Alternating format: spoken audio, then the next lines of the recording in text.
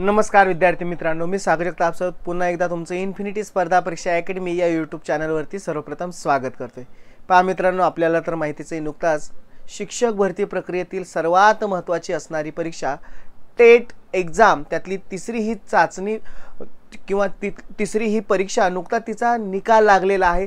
या निकालाची अनेक विद्यार्थी महाराष्ट्रातील साधारणतः 2 लाख परीक्षार्थी याला बसले होते आणि चातकासारखी वाट पाहत होते, कारण खूप विलंब, साधारणतः 2 महिन्याचा अवधी उलटून गेला होता आणि प्रशासनाच्या दिरंगाईमुळे विद्यार्थ्यांमध्ये अनेक प्रकारचा असंतोष आणि एक प्रकारची नाराजी तयार झाली होती आणि सरते शेवटी आपण बघतोय या निकालाची नुकतंच आपल्याला हा निकाल पब्लिश झालेला पाहायला मिळाला। अनेक ती लिस्ट पाहतोय आपण की ती उपलब्ध झालेली आहे, त्यामध्ये विद्यार्थ्यांचे असणारे रँकिंग नुसार जे असणारे क्रम सुद्धा आपल्याला पाहायला मिळतात। म्हणजे स्वाभाविकच आहे, विद्यार्थ्यांच्या मनामध्ये अनेक शंका कुशंका उपस्थित झाले असणार, कारण जी अगोदरच्या झालेल्या प्रोसेस आहे 2017 असतील, 2022 ची टेट असेल एग्जाम आणि ही तिसरी असणारी, या तीनही टेट एग्जाम मध्ये अनेक विद्यार्थ्यांच्या सुरुवातीच्या कालखंडामध्ये अनेक संभ्रमावस्था निर्माण होते आणि अगदी त्याच गोष्टीचा उहापोह आपण या व्हिडिओच्या माध्यमातून करणार आहोत। मित्रांनो, आपल्याला माहिती आहे, अनेक विद्यार्थ्यांच्या मनातले ही शंका कुशंका दूर करणं हे खूप महत्त्वपूर्ण आहे, कारण टेटचा तर निकाल लागलेला आहे। आता सगळ्यांना जे वेध लागलेला आहे की आता पुढची प्रोसेस असेल किंवा शिक्षक होण्यासाठी बरेचसा बारकावे गोष्ट, कारण आपल्याला माहिती आहे बरेच विद्यार्थ्यांना खूप चांगले स्कोर आहेत, काही मध्यम स्कोर मध्ये आहेत आणि काही कमी स्कोर मध्ये आहेत, कारण आणखीनही बऱ्याच विद्यार्थ्यांमध्ये ती एक म्हणतो ना की अनेक प्रकारच्या ज्या काही शंका कुशंका आहेत, त्यातल्या पहिली शंका म्हणजे नॉर्मलायझेशन झाले आहे का। आता एक उदाहरण देऊन सांगतो तुम्हाला, ज्यावेळेस 2022 ची ज्यावेळेस लिस्ट पब्लिश झाली होती किंवा यादी पब्लिश झाली होती, निकाल जाहीर करण्यात आला होता, त्यामध्ये स्पेसिफिकली आपल्याला सगळ्या गोष्टी डिनोट केल्या होत्या, दर्शवलेल्या होत्या की ज्यामध्ये विद्यार्थ्यांचं नाव असेल, त्याचा रोल नंबर असेल, त्याला त्या विषयांमध्ये मिळालेले मार्क असतील आणि एकूण म्हणजे थोडक्यात काय तर नॉर्मलायझेशन मेथडचा उपयोग केलेला आपल्याला त्याच्यामध्ये पाहायला मिळाला।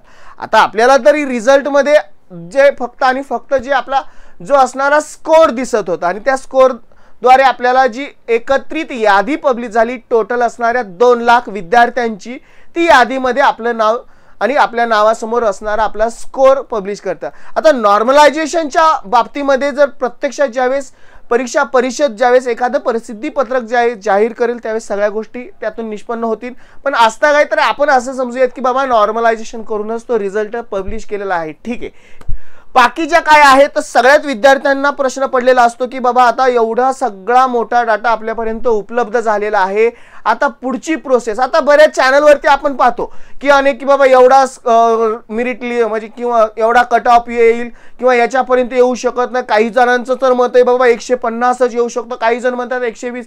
पण मुळातच या ज्या प्रोसेस आहे, ज्यांनी 2017चा अनुभव घेतलाय, ज्यांनी 2022चा अनुभव घेतलाय आणि असता काय ते असणाऱ्या तिसऱ्या टेटचा अनुभव ज्यांच्या सोबत आहे, त्यांना एक गोष्टीची जरूर खात्री आहे, जोपर्यंत सगळ्या प्रोसेस पूर्णत्वास जात नाही तोपर्यंत कोणीही या कट ऑफ विषयी जाहीरपणे सांगू शकत नाही, कारण या प्रोसेस खूप किचकट आहेत, या प्रोसेस खूप यामध्ये क्लिष्टता आहे। त्या समजून सगळ्या गोष्टी घेतल्या तर आपल्याला अंदाज येईल की रिझल्ट लागल्यानंतर लगेच कट ऑफ सांगणं हे खूप म्हणजे खूप अवघड गोष्ट आहे, कारण कट ऑफ बरेच जण आपण प्रत्येक जण आपापला सेफ स्कोर सांगण्याचा प्रयत्न करत असतो आणि त्याच्यावरनं सांगत असतो की बाबा याद्वारे आपण आपली निवड होऊ शकते किंवा आपल्या या सेफ स्कोर द्वारे आपण या कट ऑफ मध्ये बसू शकतो। आता यामध्ये जर सांगायचं झालं तर साहजिकच एक कट ऑफ जाहीर झाल्यानंतर सगळ्यांना वेध लागतात की बाबा माझी निवड होईल अथवा नाही, कारण ज्याच्यासाठी प्रयत्न करतोय स्वप्न तर एकच आहे, इतके दिवस परिश्रम तर त्यासाठीच केलेला आहे, काय तर शिक्षक ही नोकरी आपल्याला ज्याच्या स्वप्न आपलं पाहिलेलं आहे ते पूर्ण करणं आणि ते प्रश्नाचं उत्तर आपल्याला जाणून घ्यायचं आहे की आपली निवड याद्वारे होणार आहे की नाही। आता विद्यार्थी मित्रांनो, आपल्याला या निकषावरती बारकाईने विचार करावा लागेल, तरच आपल्याला या गोष्टीचा पूर्णत्वाचा अंदाज येऊन जाईल।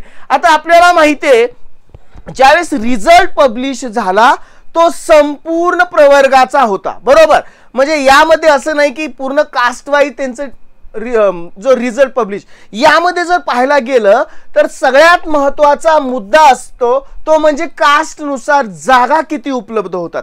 आता आपल्याला माहिती आहे की लगेच आता आपण माहिती अपलोड करणार पोर्टलवरती वेगवेगळ्या संस्था असतील, अनुदानित असतील किंवा ज्या मुलाखती किंवा विनामुलाखत सगळ्या अपलोड होऊन एकत्रित एक आकडा पब्लिश होईल, कास्टनिहाय त्याचं वर्गीकरण होईल आणि त्यानुसार मग प्रत्येकाचं मेरिट त्यावेळेस आपल्याला अंदाज बांधता येतो. आता मुळात जर सांगायचं तात्पर्य असं की ज्यावेळेस आपण पूर्णतः एकत्रित रिझल्ट पाहतो त्यावेळेस आपल्याला फक्त नंबर्स दिसतायत, मार्क दिसतायत, परंतु यामध्ये जर विचार केला तर ते कास्ट वाईज असेल, त्यानंतर त्याचा सब्जेक्ट वाईज असेल, त्याचं क्वालिफिकेशन वाईज सगळ्याच गोष्टी महत्त्वाच्या आहेत. कारण त्याचे पडणारे मार्क असतील, बरोबर, त्याचा असणारा प्रवर्ग असेल, त्याच्यानंतर त्याचा असणारं क्वालिफिकेशन किंवा अर्हता असेल, किंवा सर्वात महत्त्वाची गोष्ट म्हणजे त्या अर्हता धारण केल्यानंतर त्याच्या अर्हतेमधला असणारं सब्जेक्ट असेल, बरोबर. या संपूर्ण गोष्टी तिथं खूप महत्त्वपूर्ण ठरतात त्याच्या निवड होण्यामागे. आता समजा मार्क खूप चांगले आहेत, साधारणतः 150च्या पुढे आहेत, 160च्या पुढे आहेत, राहतो विषय त्याच्या सगळ्यात महत्त्वाचा मुद्दा असतो टीईटी और नॉन टीईटी. आपण बऱ्याच वेळा आपण ज्यावेळेस 2022चा निकाल ज्यावेळेस पाहतो त्यावेळेस स्कोर कितीही जास्त असला तर विद्यार्थी जर आता समजा डीएड धारक असेल 1 ते 5 वर्गासाठी तर कंपल्सरी टीईटी 1 आहे, बीएड वर्गासाठी कंपल्सरी म्हणजे 9वी इयत्तापर्यंत कंपल्सरी टीईटी 2 आहेत. म्हणजे या तुमचे जे टेटचा स्कोर आहे कुठे ज्यावेळेस निष्पन्न होईल, ज्यावेळेस तुम्ही त्या टीईटी क्वालिफाईड असाल तर, म्हणजे साहजिकच आहे तिथं तुमचा संपूर्ण मेरिट डिस्कस होऊ शकतो किंवा तिथं पूर्णत्वात जाऊ शकतो, बरोबर. त्यानंतर मार्क, बरोबर, मार्क तर स्वाभाविक आहे, ते इम्पॉर्टंट आहेत. प्रवर्ग, आता ज्यावेळेस एखादी भरती होते त्यावेळेस प्रत्येक caste wise ST, OBC, SC असेल, विजे असेल, ज्या काही कास्ट नाही किंवा ओपन असेल, सगळ्या बाबतीमध्ये आपल्याला प्रवर्गातील त्या असणारा मेरिट, त्यानंतर त्यामध्ये असणारे विद्यार्थ्यांचे स्कोर, त्यानंतर त्यामध्ये असणारे संपूर्ण बारकावे याचा फरक त्या मेरिटवरती किंवा त्या संपूर्ण असणाऱ्या प्रक्रियेवरती पडू शकतो. प्रवर्ग सांगितले, अर्हता आपल्याला माहिती आहे. अनेक विद्यार्थी आत्ताच्या या 2 लाख विद्यार्थी संख्येमध्ये जर बघितलं तर अनेक विद्यार्थी आहेत की जे ते निकष पूर्ण करणारे असतील नसते. याच्यामध्ये खूप डिवायडेशन आहे की काहींनी आपण बघतो की डीएड बीएड म्हणजे चालू असतानाच ही टेट एक्झाम दिलेली आहे, बरोबर. त्यामध्ये ज्यावेळेस प्रत्यक्षात पोर्टलवरती नोंदी करता येईल त्यावेळेस या सगळ्या गोष्टी, कारण आपल्याला माहिती आहे की ज्यावेळेस आपण पोर्टलवरती माहिती भरतो त्यावेळेस सेल्फ सर्टिफाय हा सर्वात महत्त्वाचा मुद्दा असतो. यामध्ये सगळ्या गोष्टी अगदी बारकाईने तपासूनच त्याला व्हेरीफाईड किंवा त्याला सर्टिफाईड असा शिक्का मिळतो आणि त्यामध्येच बरेच विद्यार्थी तिथून बरेचसे त्या मेरिटमधून कमी होतात आणि साहजिकच त्याचा पूर्णतः इफेक्ट सरते शेवटी रिझल्टवरती होत असतो. पात्रता वर्गानुसार जागा किती उपलब्ध होतात याचाही त्याच्यावरती परिणाम होतो. विषयानुसार जागा किती उपलब्ध होतात याचाही त्याच्यामध्ये परिणाम होतो आणि चॉईसनुसार जागा साहजिकच तिथे सुद्धा इफेक्ट होतो. त्यानंतर सगळ्यात महत्त्वाचं, बरेच विद्यार्थी असे सुद्धा असतात की मागे काही भरती प्रक्रिया 2017 असतील, 2022 असेल किंवा अनेक ठिकाणी जे शासकीय सेवेमध्ये मध्यंतरीच्या कालखंडामध्ये रुजू झाले असतील, बरोबर. आता साहजिकच आहे सर्वच या प्रक्रियेशी संलग्न असणाऱ्या विद्यार्थ्यांनी ही टेट एक्झाम दिलेली आहे. त्यामध्ये बरेच सिलेक्टेड झालेले विद्यार्थी ज्यावेळेस सरते शेवटी डॉक्युमेंट व्हेरिफिकेशनमध्ये जातात, कागदपत्रांच्या तपासणीमध्ये जातात, तिथे सुद्धा बरीचशी संख्या कमी होते. म्हणजे साहजिकच आहे जे आपल्याला आत्तापर्यंत सांगत असतात की बाबा मेरिटच्या बाबतीमध्ये एवढा मेरिट लागू शकतं, तेवढं मेरिट लागू शकतं, या गोष्टी खूप आत्ता गौण आहेत.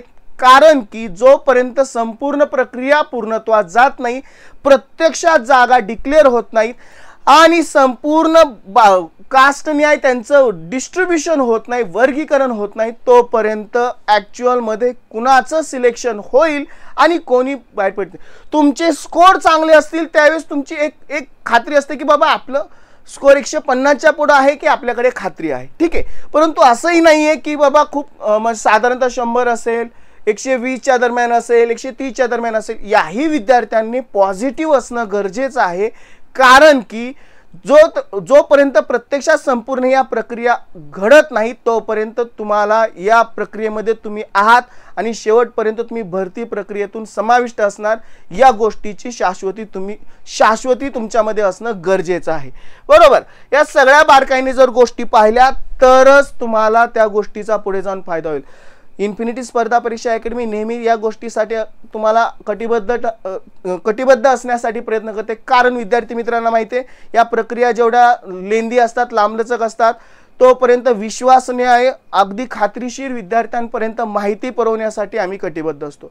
आपण मध्यंतरीच्याही कालखंडामध्ये माहिती आपल्याला ज्यावेळेस एक्झाम चालू होते त्यावेळेस प्रत्यक्षात विद्यार्थ्यांना अगदी त्या परीक्षा केंद्रावरती जाऊन प्रत्येक गोष्टीचं विश्लेषण प्रत्यक्षात मी स्वतः असेल, आपली टीम असेल, ही तुमच्यापर्यंत पोहोचवण्यासाठी प्रयत्न करत होते. विद्यार्थ्यांचा भरभरून सहभाग तिथे असायचा, जेणेकरून विद्यार्थ्यांना त्या परीक्षेच्या जे काही बारका आहेत, प्रश्नांच्या संदर्भात असतील, त्या विचारण्याच्या पद्धती असतील, या सगळ्या गोष्टीची आपण माहिती तिथे घेत होतो. नक्कीच अनेक विद्यार्थी आपल्यापर्यंत असेच आपण की या गोष्टीचा फायदा त्यांना नक्कीच झाला असेल.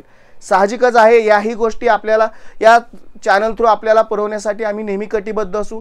त्यामुळे चॅनलला नवीन असताना तर चॅनल सबस्क्राईब करायला विसरायचं नाही. कारण इथून पुढच्या ज्या काही प्रक्रिया असतील त्यासाठी हा चॅनल तुमच्यासाठी खूप महत्त्वपूर्ण आहे. कारण या चॅनल थ्रू तुम्हाला अगदी ऑथेंटिकली, अगदी विश्वासार्ह माहिती तुमच्यापर्यंत पुरवण्यासाठी आम्ही कटिबद्ध असतो. मी सागरिक तापसर तुर्तास रजा घेतोय. Good bye and take care.